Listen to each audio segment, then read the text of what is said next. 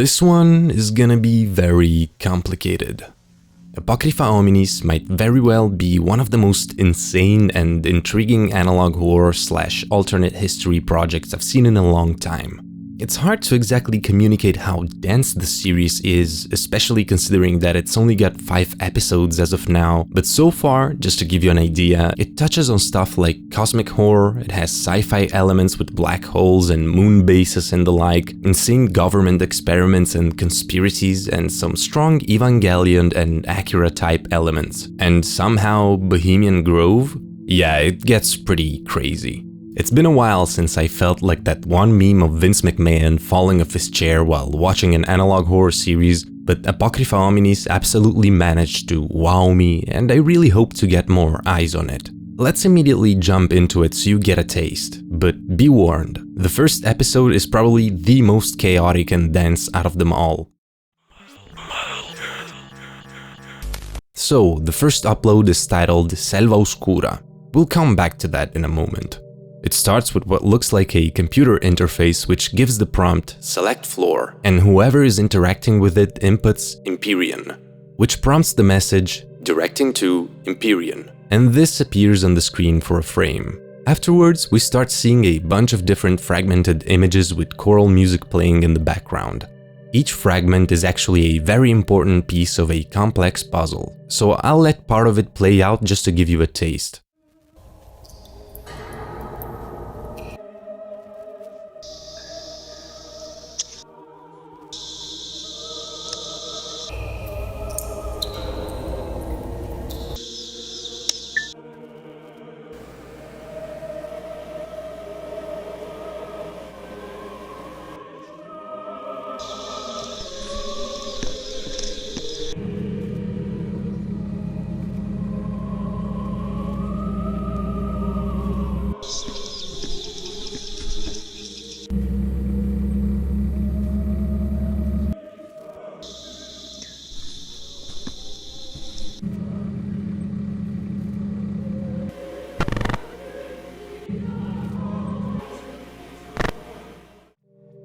You'll notice that the images are recurring, but seem to be cut out of order.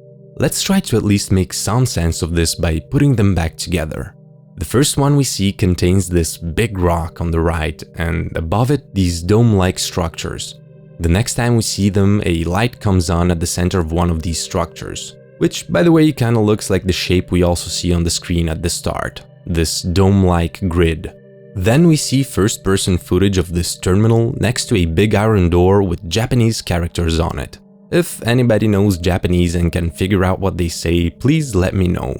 Then we have a close-up view of what might be this same terminal, where we see a logo for USOF, an organization with which we'll get very familiar later down the road. I can't make out what most of the text says because of how low the quality of the video is, but we can see that the last lines here are once again in Japanese. It appears again and we also get more Japanese text. The same person recording this later seems to have opened the heavy iron door. It appears that they go through it and proceed through what looks like some sort of underground bunker or a power plant of some kind, with pipes and tubes covering the stone walls. At the end of this hallway we can see another door and 3 arched windows. We also get that very first terminal again with an animation of the dome grid-like structure. The upper layers disappear and we're shown its core, a cross-shaped structure surrounded by concentric circles. We then get the message, Empyrean.ftx has been updated. Then more Japanese text saying something like, heaven is bleeding because of you. For a moment we see what looks like fog or fire moving. And then we get the text, the heavens are bleeding because of you, in English, which confirms the translation of the previous Japanese phrase. And I guess that this is what's at the center of the Empyrean, and it looks like the cross structure from before with all the circles around it, but hollowed at the center. Here a red dot appears with the indication Hermes insertion site. The word awaken flashes on the screen a few times. We also see these big stone corridors with light filtering through, which appear to curve at the end. You can also notice that every few panels the walls have some sort of incision on them. Other scenes show us a whole bunch of lights moving around, forming a sort of grid pattern. In just a couple of frames we can see this. which again looks like some metal grid structure as we notice the light becoming brighter. Then there's this a couple of times, which I'm not even sure of how to describe it. It looks like pillars and cables with lights, but I don't even know what's up or down at this point. And also this big fan rotating at the end of another metal corridor. Then what looks like more machinery seen through water and more fans in the same area. Also we get these black and white images of light rays shining downwards. We see the USOF logo again, and this time we can read the Greek writing that surrounds it. If I'm translating this right, it means courage, justice, prudence, and temperance. Then there's this glowing core, which I'm guessing is the same as this scheme, Arc, Alpha, and Omega, located on floor Venus. And its status is hibernating. That's not worrying at all. And the video finishes with more Greek writing, which I think is saying, I will find this man and use him. Okay, that was a lot for a first episode. Let's go back to the title and that first screen. You know when I said that the series is dense? Yeah, get a load of this. The title of the episode is a reference to Dante Alighieri's comedy, specifically to the beginning of the first book, Inferno. The Selva Oscura is the Italian term for the dark forest in which Dante finds himself at the very start of the poem. It is the beginning of his journey towards hell. So this first video could be thematically thought of as the start of our own or our protagonist's descent and journey towards truth. Now, this is not an isolated reference, because we also have that Empyrean floor being mentioned on screen. Empyrean is a term used in Greek and Latin to indicate, broadly speaking, the highest heaven, or the highest part of the heavens. It's also used to indicate the 10th layer of heaven at the end of Dante's comedy, in the third book, Paradiso, the one where the protagonist eventually witnesses God himself. So, interpreted quite literally, this might be implying that whoever is using this interface is taking some sort of elevator or is otherwise interacting with a machine and going towards a place that's tied to heaven in some capacity, whether literally or symbolically. All of this, I'm assuming, is taking place inside the dome-like structure that these schematics show us. Now, if that wasn't already a lot, you'll be happy to know that there are also subtitles for this video, and they add another narrative layer, but these will make more sense after we try to figure out what's happening here first. To get some help on where to start, we can actually find some clues about what we've just seen in the old version of this episode, which is now unlisted. This one is more straightforward. We at least get to see how some of these scenes are actually connected. Mainly the first-person footage of our mysterious cameraman interacting with the terminal and going through the big iron door. To me it seems that whatever this facility which they find themselves in is, it's probably located underground. And from a brief shot of vegetation, we could speculate that it's in a forest or otherwise out of sight from the public. All of these videos do include a location in their description. That is Mount Rokko, which is the tallest peak in the Rokko mountain range in Japan. This obviously makes sense given the Japanese text that appears a few times. When we see the USOF terminal again, we notice that our protagonist writes something in Japanese into it. So the iron door opens and they enter that pipe and cable filled room we've seen before. Call me crazy, but the door at the end of this room looks like an elevator entrance to me. If this is true, it would confirm that the select floor terminal is literally indicating areas of the structure connected by an elevator. Perhaps it's that long and thin part that leads towards the dome in the schematics. Okay, so we got that much figured out. Now what about the rest? Well, my theory is that most of what we see, if not everything, takes place in the same structure, only in different areas of it. As we see, this Empyrean seems quite big and complex, so these could all be different sections, hallways, and rooms inside of it. Now, of course, we need to figure out what its purpose is, what's going on with all of this industrial machinery, what the Alpha and Omega object that appears to be hibernating within one of its rooms is, who our protagonist journeying into it is, stuff like that. I think that at this point, those subtitles I've mentioned can give us some big clues. The overseer bears witness to the second man's pilgrimage, in the cavern, buried in mountains deep, away from the righteous eyes. With his poetic command, the overseer wakes the dragon in his resting place.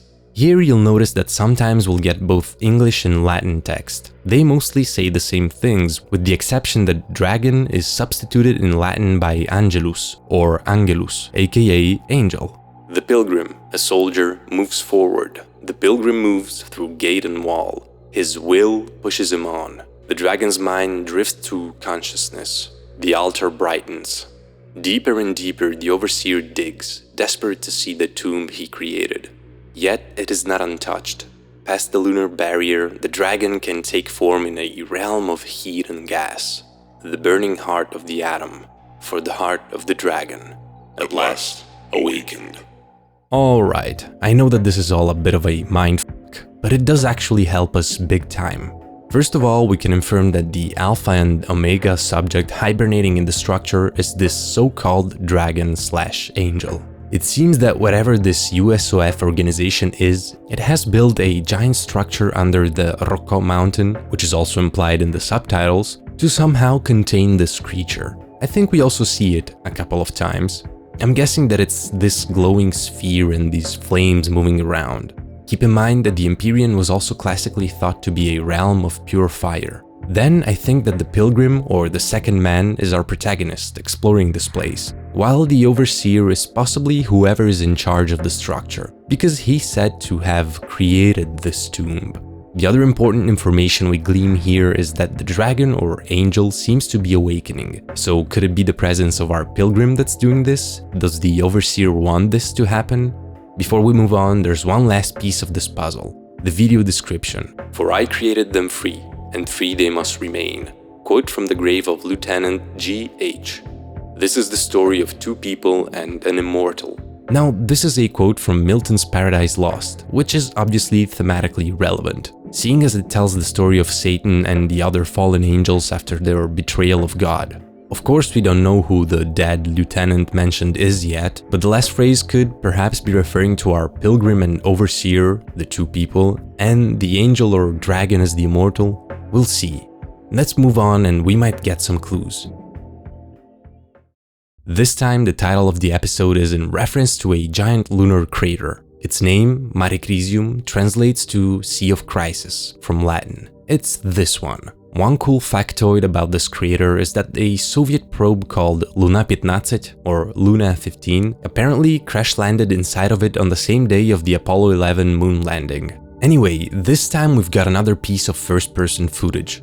Our protagonist finds himself inside of an immense space with a gigantic structure in the middle and long walkways leading towards it. Most of it seems to be made of a marble-like material. We see that this structure has 4 keyhole-shaped entrances that lead to more walkways adorned with arches. All of them converge towards this big pointy rock in the middle, which looks pretty familiar. It's the same rock we saw briefly in the first video, so it's safe to assume that we are in the same structure once again. Our character notices some writing on the floor.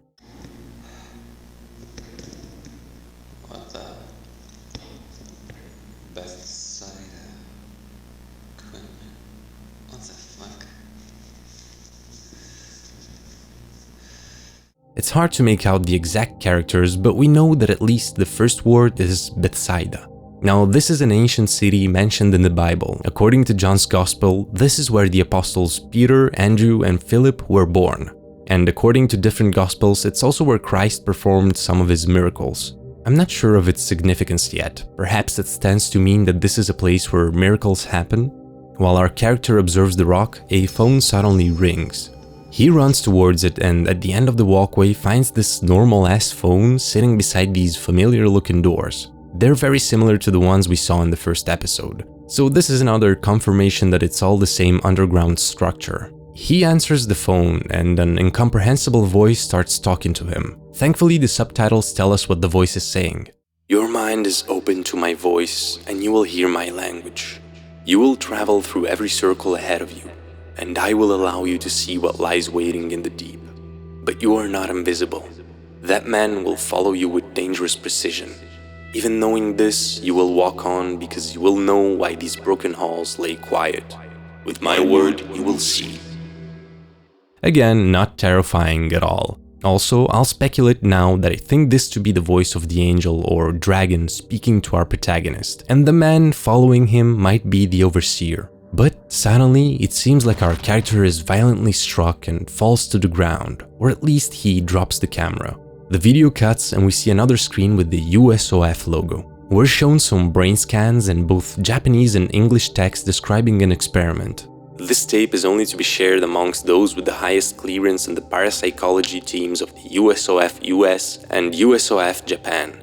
For studying the precunious of the 40th subject, the following tests took place several times between the dates of H300214 and H300401. So a couple of things here. We understand that whatever the USOF is, it has at least a US branch and a Japan one, which explains the different languages.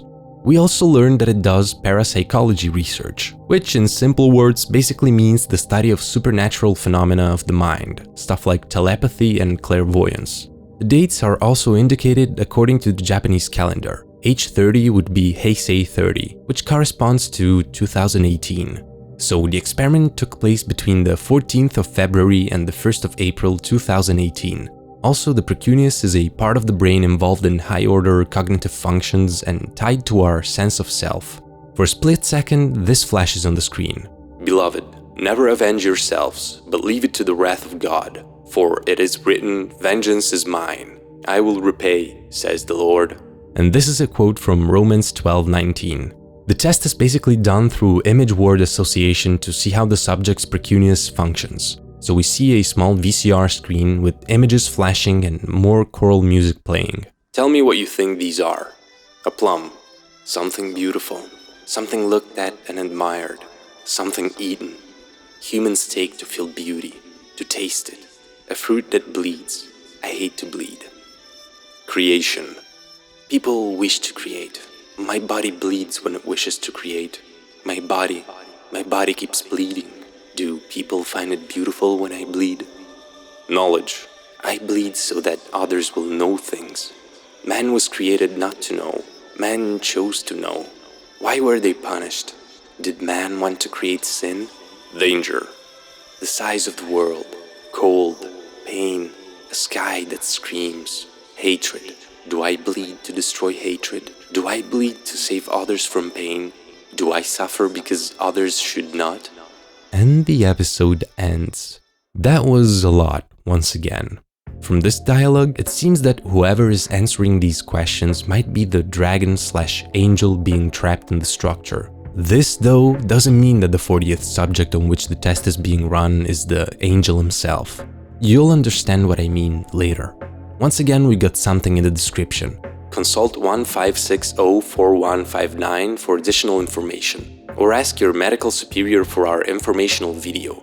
Internal memo, Heisei 300207. This is too specific to be a simple coincidence. That string of numbers is the PMID code for a book about out-of-body experiences. Keep that in mind for now. Let's keep going and hopefully it will all become clearer.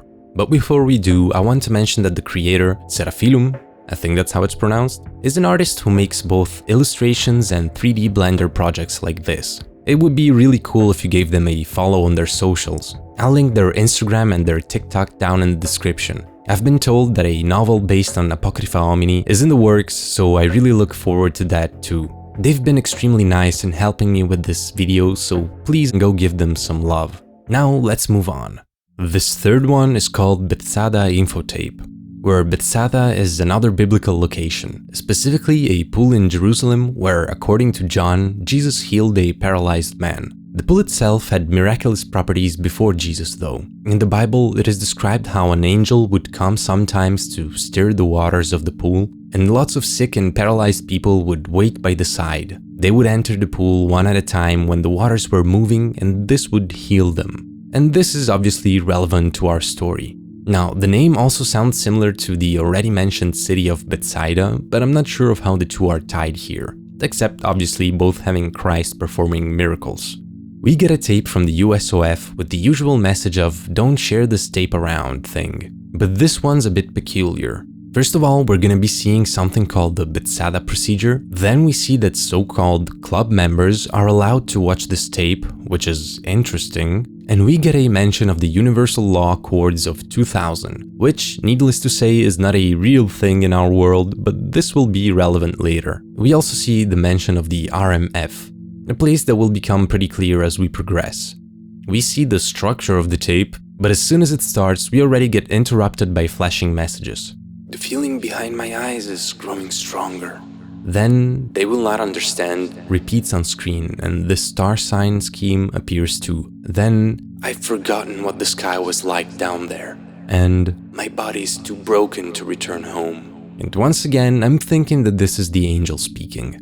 We then see what looks like an eye. In its reflection, we see the screen from the last episode. So could this be Subject 40? This appears for one frame, but it's all in Japanese, and once again, I can't make it out, and it seemed unfair to ask the creator directly for a translation, so if you want to help me with it, I'd really appreciate it.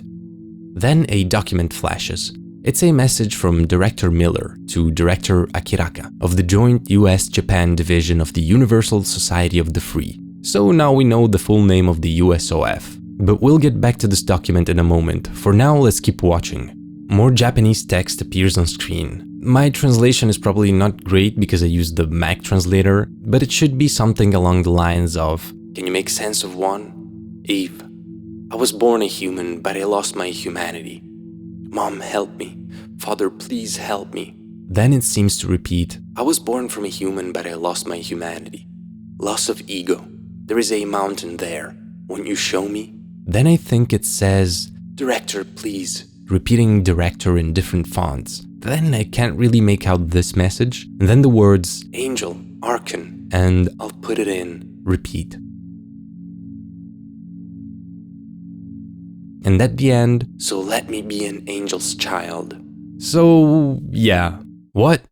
Then we get the actual tape. A typical analog horror text-to-speech narrates the experiment. And this is the most typically analog horror episode in the series, and I love the fact that it's just used once like a nod.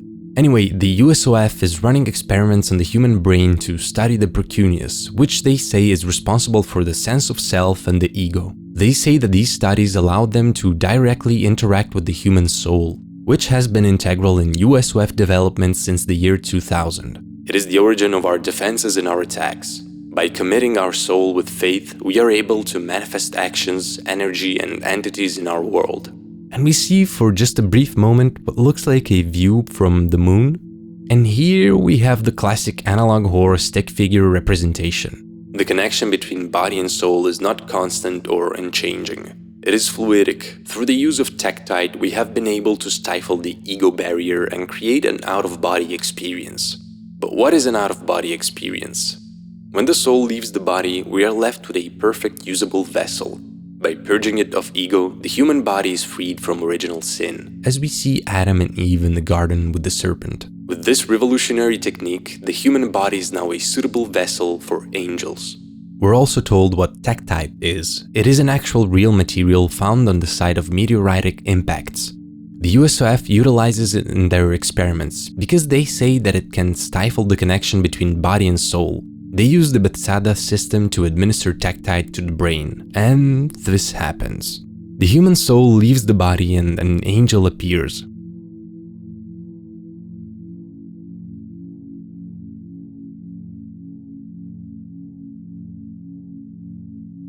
It seems that the two meld and this happens.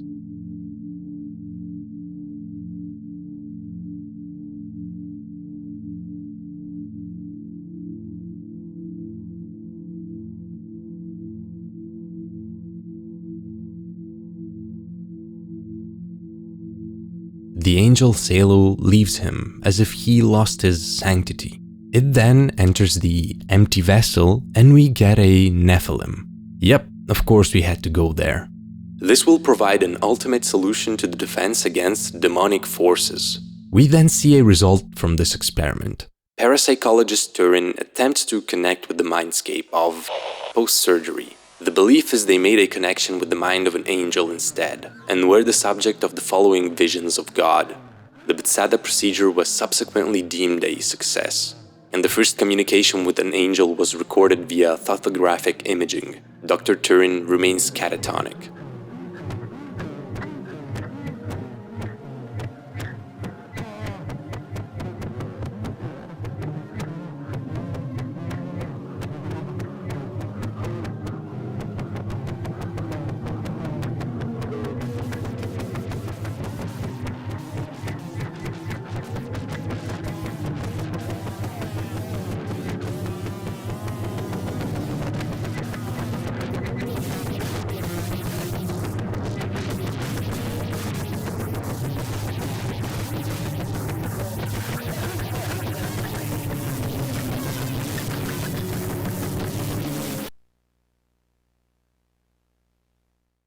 Yeah, that's absolutely horrifying.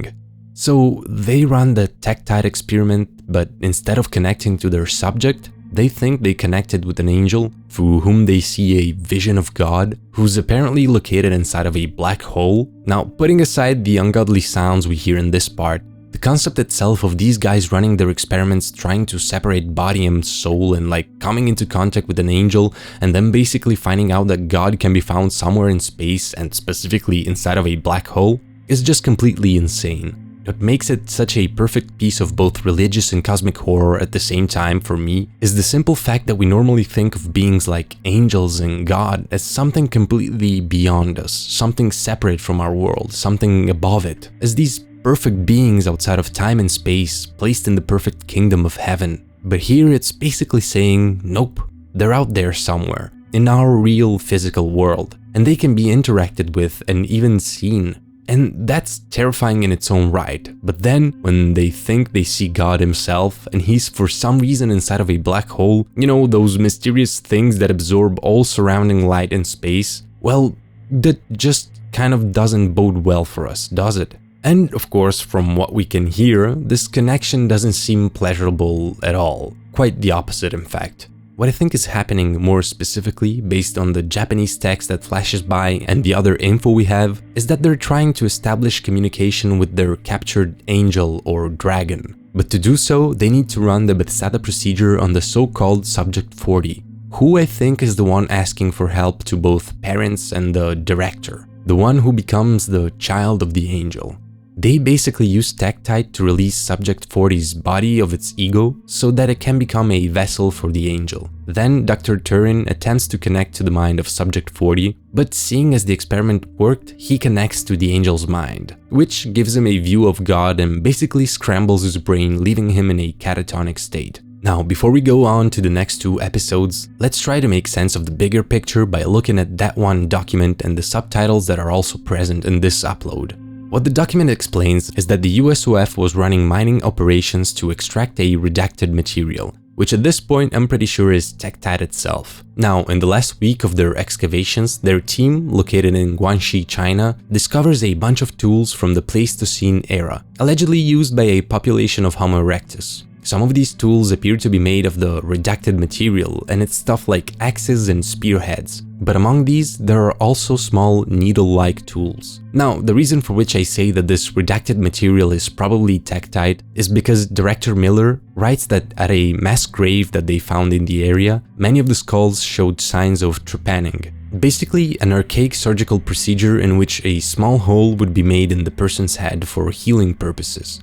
Miller believes that these were made with the needles they found. He believes that this procedure resulted in the forced evolution of Homo erectus and the advent of early humans. Now, close to that site, they also found some cave paintings which show a group of beings interacting with the Homo erectus and using this surgical procedure on them. These same beings can allegedly be found in much older cave paintings, and here they seem to be teaching the use of fire to the Homo erectus. Director Miller believes these beings to be angels and thinks that they're responsible for the evolution of humanity. He thinks that they now have a chance to complete this procedure and adds that this is what they've been working on at the Empyrean, that we now learn is located at the RMF. So could that stand possibly for Rocco Mountain Facility or something?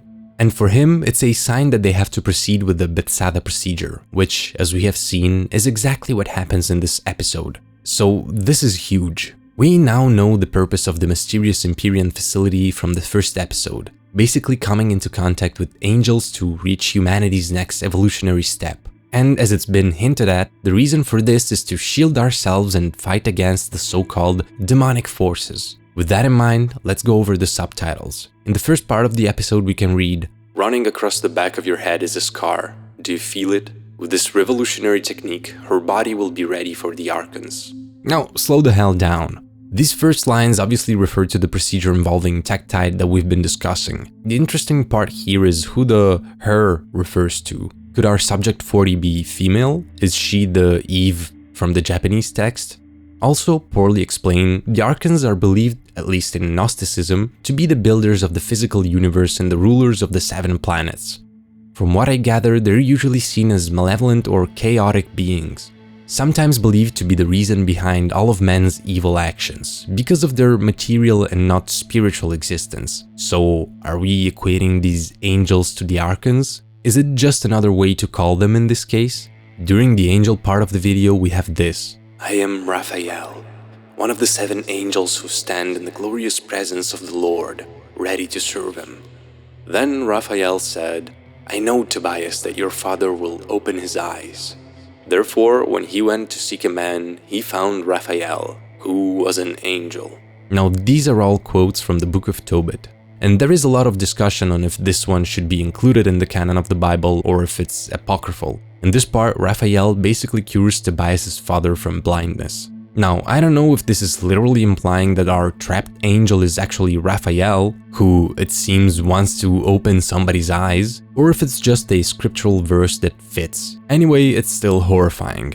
The description this time only gives us some coordinates, which I'm pretty sure take us to the supposed location of the Pool of Bethzatha. We're very close to figuring out a good chunk of this.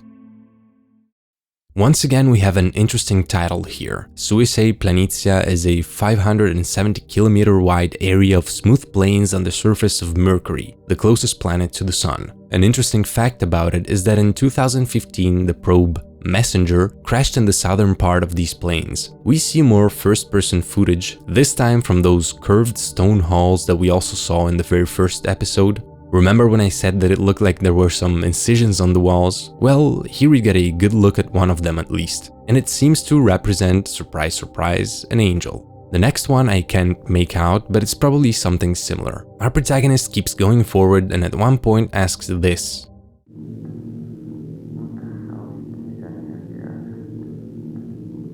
We know that whoever our protagonist is, he's probably somebody pretty important at the USOF. Seeing as he refers to one of the directors by name. But he's not important enough to know what's going on.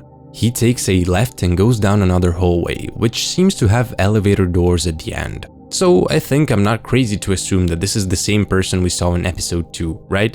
Even the voice sounds similar, and it would be too much of a coincidence. Now, we saw that in that upload something happened to him at the end. He was possibly struck or captured. Also, the area he found himself in there looked like the center of this facility. So all of this makes me assume that what we're seeing right now was actually set before episode 2. This is probably just another section of the structure which lays somewhere between the iron entrance and the big rock room, as we've seen from the schematics. The second half of the episode shows us footage from the Hermes transfer system, transfer mission in progress. Now, for all of you ignorant fools, you might know that Hermes is a Greek god, the messenger of the other gods. Well, as you know, the Romans worshipped the same gods, they only swapped the names, and you know what Hermes was changed to? Mercury. Yeah, that's a big clue when tied to the episode title. I don't know why I'm saying this as if it's some sort of big revelation, you probably all realized that already. Anyway, while the footage plays, we hear radio chatter. The video shows the probe flying through space at a high speed, and it looks like we can see the Milky Way in the background. So if nothing else, we know we're still in our cosmic neighborhood here. Then this happens.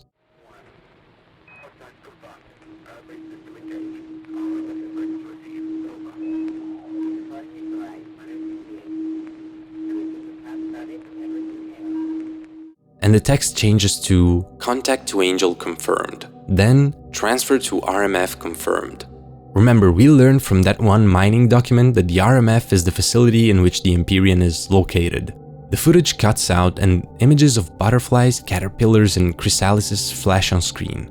And that's obviously thematically relevant. If we think of our angel trapped inside of this thing, we then see this, which I'm not sure if it's supposed to be our probe traveling in space or perhaps a black hole. Cool thing here is obviously the eye symbolism. For a brief moment, we also get this, which I have no idea what it is about, honestly. We then get the last part of the footage. Simulation on solar aerodynamics on Hermes transfer probe approach. Hermes transfer probe on approach to target through solar winds. And we see this.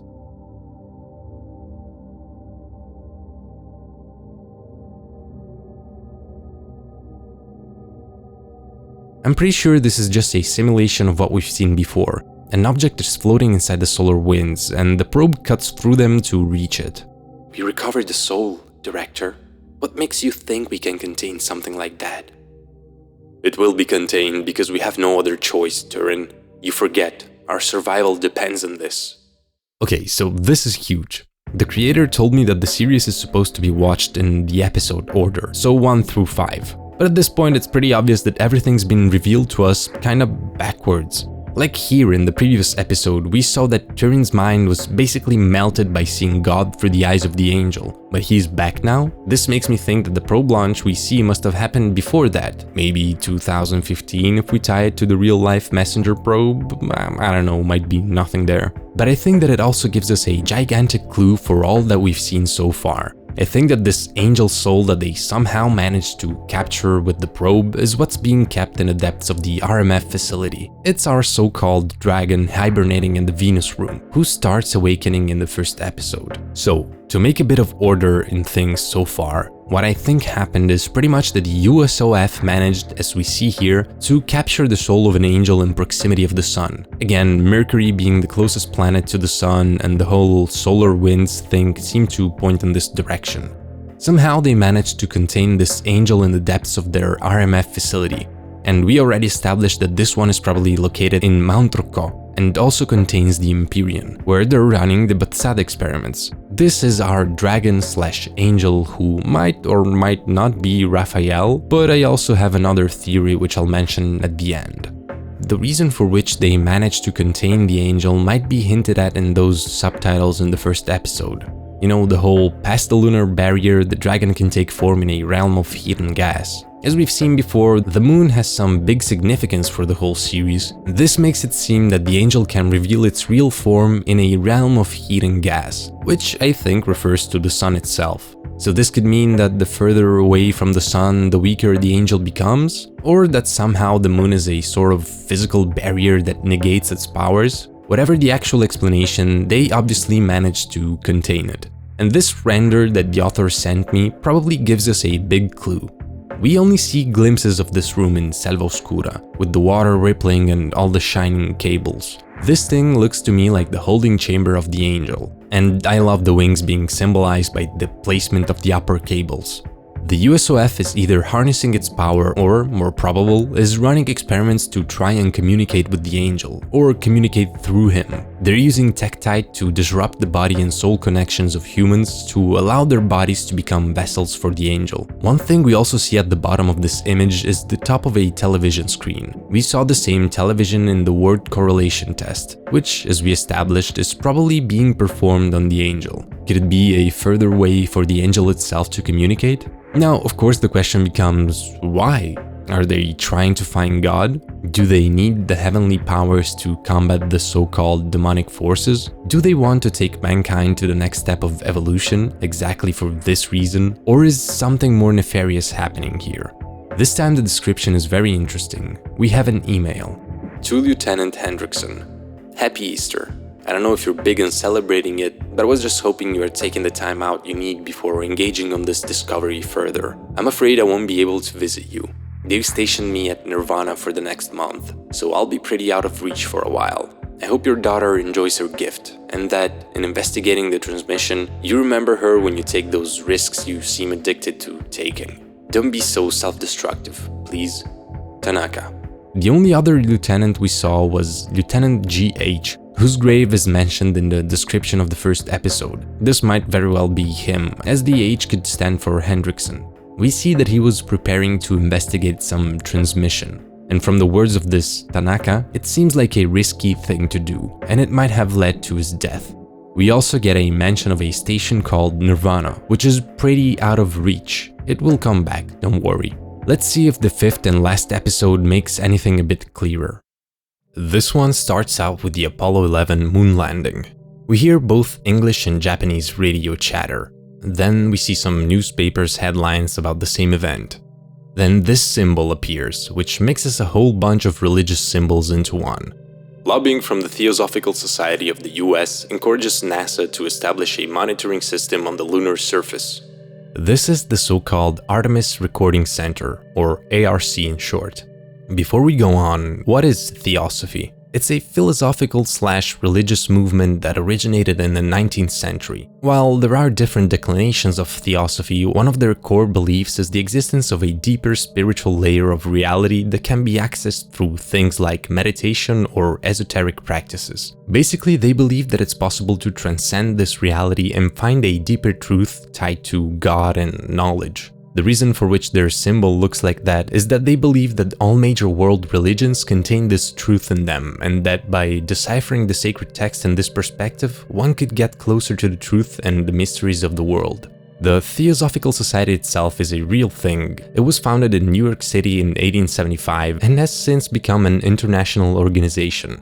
We're briefly distracted by a collection of Japanese television broadcasts. Then we're back. 1983. Using global news networks as a cover, the Theosophical Society records transmissions of radio waves transmitted from the Sun to the ARC. The Earth leaks radio waves from transmissions from across the globe. It is understood that these transmissions are repurposed by the Sun to communicate to the ARC. The Theosophical Society takes this as proof of angelic communication.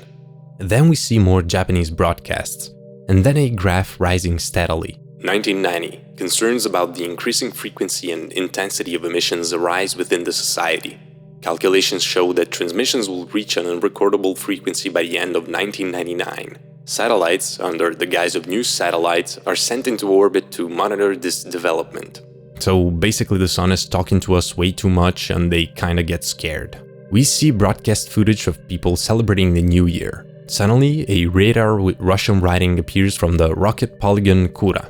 It says, at this time it's observing 350 unidentified objects, approaching the lunar surface, coming through the upper layer of the atmosphere. And this thing. These objects seem to go beyond the moon and are coming towards the Earth.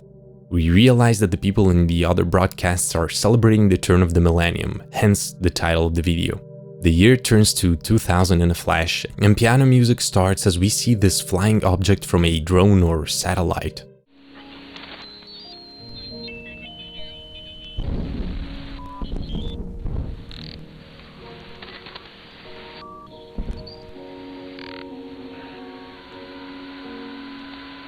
A world map with some of the biggest cities highlighted shows up. 1999. 371 of these entities come in contact with major cities around the globe. They spawn a series of children that subsequently kill a total of 145 million humans in urban areas. The Theosophical Society, over the course of the first 2 weeks of 2000, repelled them, having prepared for such an event since 1990. That's a completely insane lore bit to suddenly dump on us as it was nothing, but it's not all. It gets worse somehow. We see pictures of world leaders and then this. In Bohemian Grove, US, an emanation ritual called the Illusion of Care is completed by the Theosophical Society. Through this ritual, the global perception of the events of 2000 are changed, and the lie is disseminated that the damage caused by the demonic entities was from meteoritic impacts. The Theosophical Society connects worldwide and establishes the USOF with the directive to restrict, remedy, and resist further demonic attacks from the moon. The transmissions from the Sun cease. The USOF hijacks the development of the International Space Station in 2007 to create monitoring station Nirvana. With it, they investigate the former source of the transmissions. They are confirmed to be angelic. So what in the absolute is this telling us? Between 69 and 83, the Theosophical Society installed a transmitter on the moon to catch radio signals from the Sun, right? At the start of the 90s, the signals started going haywire and there seems to be a linear increase in both their frequency and their intensity. It's as if they cracked a door for something and the door is now being blown wide open. 10 years later, at the turn of the millennium, a sort of attack or invasion takes place with 371 beings landing on Earth and having children with the humans. These children killed 145 million people. The Theosophical Society manages to repel them, and at Bohemian Grove, out of all places, they perform the famous mysterious ritual which we know as the Cremation of Care, while here it's being called the Illusion of Care, to basically brainwash the world into believing that the attack that killed millions was actually meteors falling to the Earth, which is also probably what the description of the video refers to. It reads, "People didn't throw $300 billion to $600 billion to fix a problem that didn't exist. People spent $300 billion to $600 billion fixing it. and that's why nothing happened. Then the Theosophical Society creates the now familiar to us USOF organization, and in 2007 they use the space station Nirvana, which I'll remind you is where that Tanaka guy from the description of episode 4 is going to be stationed, and through it they analyze those transmissions they used to get from the sun and confirm that they're angelic. So if I'm getting this straight, the attack on humanity was caused by angels? Or, well, more specifically, their children, which is probably referring to the Nephilim we've seen before. This obviously raises a big question. If this is the doing of angels, what are the demonic forces that they're trying to protect humanity against?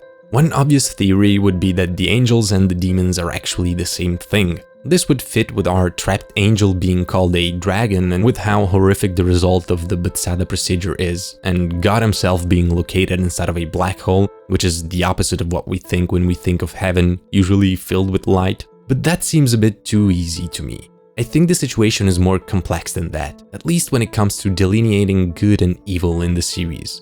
What could be happening is that the nature of angels and demons is not at all what we normally think of. The biggest clue in this sense would be that document talking about how the angels were there at least in 2 moments of human evolution, which suggests a more scientific and Darwinian approach to all that's happening. Perhaps these creatures are a cosmic race of beings which have visited humanity in the past, and seeing as they were performing trepanning surgeries on early humans using the Tektite needles, perhaps their objective was that of using us as vessels. The reasons for this and for their apparent disappearance until the Theosophical Society's experiments with the sun transmissions began seem as of yet unclear. But it's safe to assume that our classic understanding of angels, gods, and demons is, in this universe, a religious reinterpretation of a much more concrete and scientific reality. Seeing that the Theosophical Society manages to repel the attack and has been preparing for us since 1990, they're obviously aware of the risks and what they're doing. They knew they weren't coming into contact with the good biblical angels, but with something else entirely. So the question comes naturally. Why would they take such a huge risk? It's obviously not just to protect humanity, but it's probably to, as Miller says in that one document, proceed in our next evolutionary step. And seeing as this is the Theosophical Society we're speaking of, they probably want to know the truths of the universe. They want that godlike knowledge and would do anything to obtain it. The episode, though, is not over. At the end, we see an email exchange between Lieutenant Hendrickson and Tanaka. Hendrickson writes, "I'm not taking time out. If I waste any more time sitting around waiting for something to be done about this, I'm going to cause irreparable damage. I understand you, I really do, but I will not accept letting this pass me by any longer. Please understand me when I tell you that if no one else will do this, I will." Tanaka replies, "Hendrickson, that's not fair. You know the risks here. Your position, your f***ing family. Both you and I worked hard to get our chance at both. And now some stray transmissions of something you are best to leave alone will threaten that. I tried to be kind before, but if you're going to insist on throwing yourself to the proverbial wolves, what can I do but tell you to take it slow? You're always driven by the excitement of a fight. Don't think of this like that. This is a risky tightrope that you could seriously threaten your life by treading. If you really want to do this, then take my advice and think about this carefully." Then Hendrickson again. "Tanaka, I'm not emailing you to ask for someone to convince me to stop doing this. I'm not. I told you this because I trust you to help if I need it. I have never asked you for anything, ever. This one thing. I know it's not tiny. I will be leaving before the 6th. And Tanaka concedes. "I can see that my words are going to fall flat. If you're really going to do this, then at least recover what information you can. You can't waste the risk. This isn't more curiosity, is it?" Hendrickson adds, "That's exactly what I'll need you for. You know I can't get the full picture alone. I need your expertise." And Tanaka seems to take a step back. "I'm not offering myself here. I just want you to know I am not going to stop you. That doesn't extend to me helping you. It's bad enough you'll put yourself at risk. Throw me into this and how could you call yourself good? I respect your decisions, but I won't be a part of them. I respect my family enough for this. You're smart enough to know the dangers here." Then we have a slew of messages from Hendrickson while Tanaka stops answering. "There's a child, Tanaka. That's the subject they were talking about. Just because it isn't my daughter doesn't mean I can't ignore it. It's because I'm a father I know this is the right thing to do. I didn't think you'd ignore me, Tanaka. This is the most important thing we can do. I'll leave you be while you're busy. Just get back to me when you can."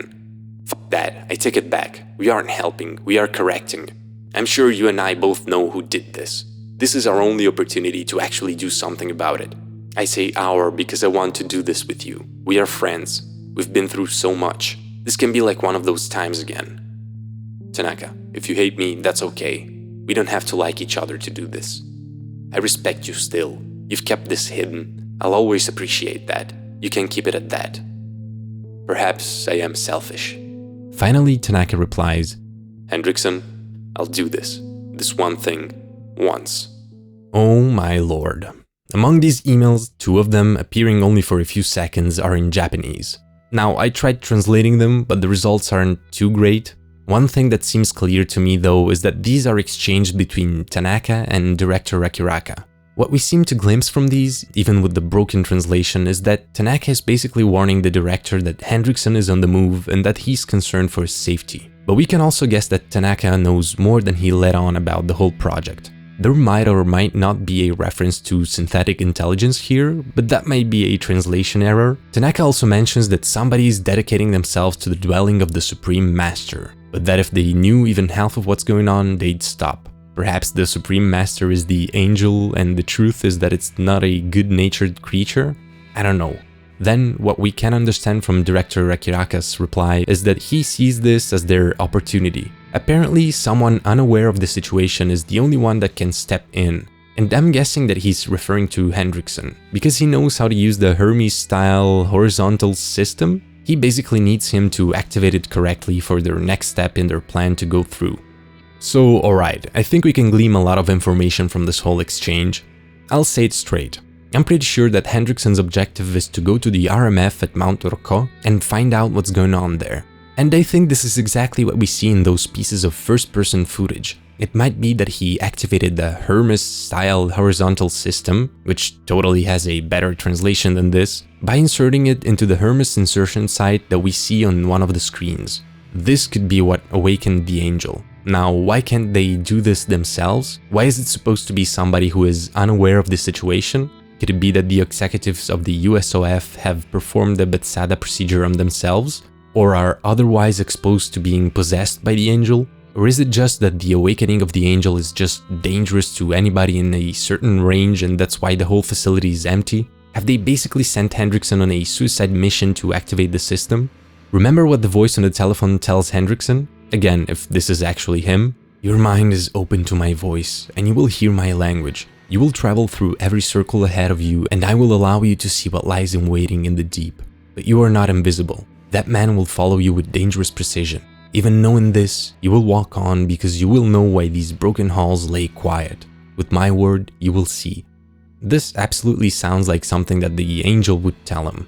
And I'm pretty sure that the man that follows him with precision is the overseer, who I'm pretty sure is director Akiraka. Now, in that email exchange, Hendrickson mentioned that the USOF is keeping a child at the RMF, which seems like one of the reasons he wants to go there, to save her.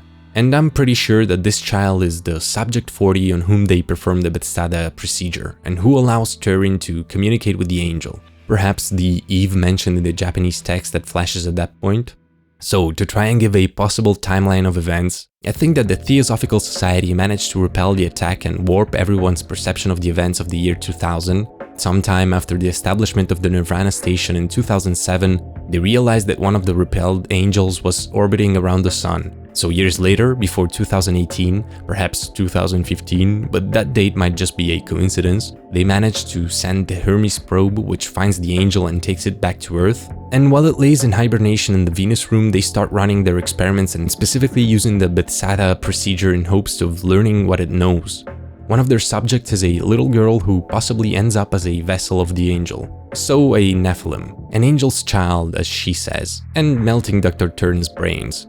Until Hendrickson is manipulated for some reason into unknowingly activating the Hermes system and awakening the angel. Hendrickson then is either killed, possessed by the angel itself, or taken by the USOF and made to disappear. And that's all I got, folks. This is basically where my plausible theories end. I got lots of other ideas that for now I really just can't back up, like the 40th subject being Akiraka's daughter, for which my only reasoning is Evangelion vibes, bruh, she's gotta be this world's Shinji. Obviously there's a lot of pieces that I still don't know how to fit here, but honestly that's something that I really love about this story. You've probably noticed that my video goes on for much longer than the series itself, and that's just because of how many details are hidden at every turn here. The whole thing is like a puzzle, and you get so many pieces but rarely actually get a clear idea of where they fit. You have to do all of the legwork and not miss any of the tiny references. I mean, the out-of-body experience book code was the moment I knew I really had to pay attention here, because at first I thought it was just a random string of numbers. Outside of that, I just think that the story being told manages to feel so much bigger than the scope of the videos themselves. This generally might be one-off, if not the best example for me, up there with Gemini Home Entertainment, of how to tell a cosmic horror story through the medium of analog horror. And I know some might say that, this is not even real analog horror, to which I say, you know who's lame? People who are too strict with genre distinctions. Also, being an analog horror purist is kind of, you should seek help probably, if that's you. I think it's a great idea, especially if you're on a budget, to convey some of these concepts that are bigger in scope through clues that the viewer has to put together. They say that show don't tell is a good advice, right? But with cosmic horror, for me it's more imply don't show. It's when you start putting 2 and 2 together that you get those great moments of, oh wait, no way. And they help to make your story seem bigger than the sum of its parts. Parts that in this case are still great. I love the general art direction and the presentation of the project. I love the addition of 3D animations, but also of pieces of TV broadcasts and of these more traditional analog horror style informative tapes. And I absolutely love how you can see so clearly the influence of classic anime like Evangelion, Akira or Ghost in the Shell. If you've watched those, you will probably understand more stuff here than somebody who hasn't, just by mere association, and I think that's really cool. Now, I hope I didn't mess up the lore too much, and that I got at least a few things right.